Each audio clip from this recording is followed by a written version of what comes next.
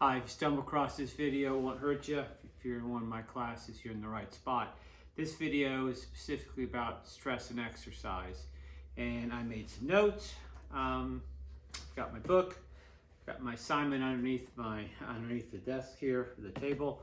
And I made notes because I could talk forever about this topic. The next few, I can talk forever. And the point is to give you an overview. And so we are at the stress, anxiety, depression, feeling states. We are at the real reason why there's a field called exercise psychology, right? It's about mental health. And we certainly have things about why people exercise or don't exercise, right? And we have interventions to help people exercise. But the real reason we have it is because exercise can help your mind, right? So that's why it's exercise psychology. So our chapter, this chapter, most chapters on stress and anxiety have about four key areas, and let's go through them. Before we go through them, I will link to this video below this video. If you're a student of mine, I'll put right below there a link to mental health services, because again, I said this before, with the influence of media, body image, if any of these topics hit you as going, I think I have a problem here, you should go seek help. There's nothing wrong with seeking help. It is it's a stressful world. We're on topic of stress. It's a stressful world. There's no question about that.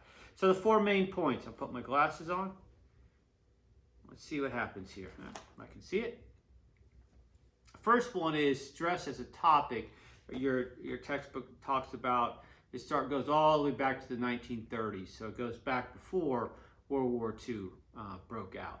And it talked about taking stress as an engineering term and using stress as a human term. And it talks about the General Adaptation Syndrome. A lot of those terms I'm sure you're familiar with, fight or flight, that initial response, and then how we adapt. And so it goes through that process, and that process should be, it's not a joke, right? Again, life can be stressful. I'd say the last few years have been stressful. So you will immediately understand or see or feel or go, yeah, I get that. I've been through that. I feel it. I got to think about it. And then, then you got to adapt to it, or you get exhausted and you just get worn out.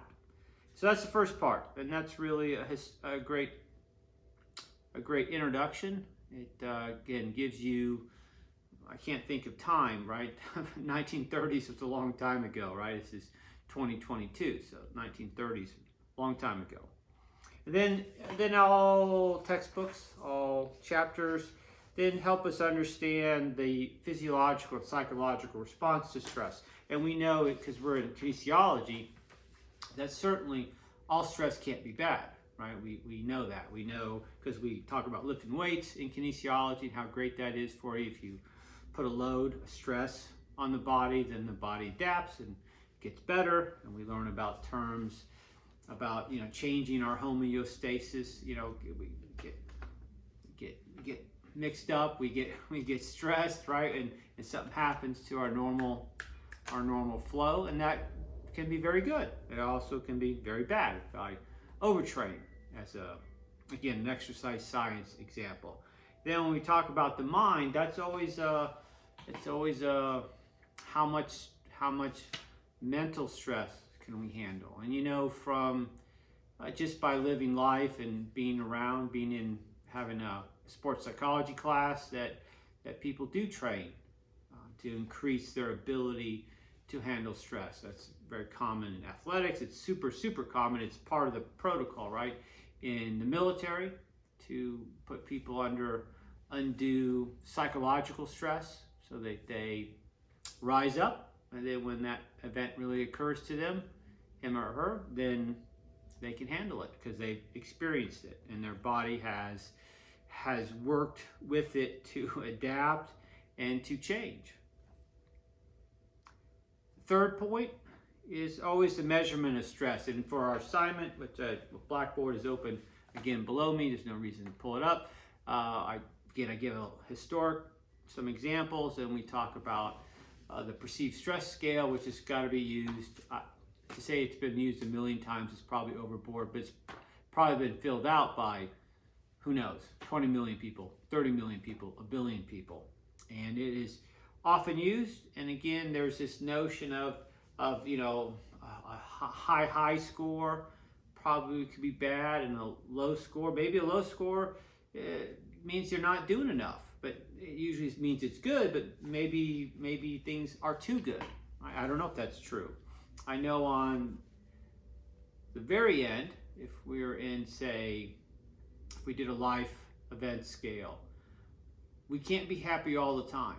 Certainly there are events like a death of a loved one that are super high on the stress scale. But let's say I had a lot of great things over and over and over and over and over and over and over. Nobody smiles 24/7, right? Because at some point, again, any type of stress can lead to exhaustion. And so it talks about different types of measurement of stress, and we use the perceived stress scale in our assignment.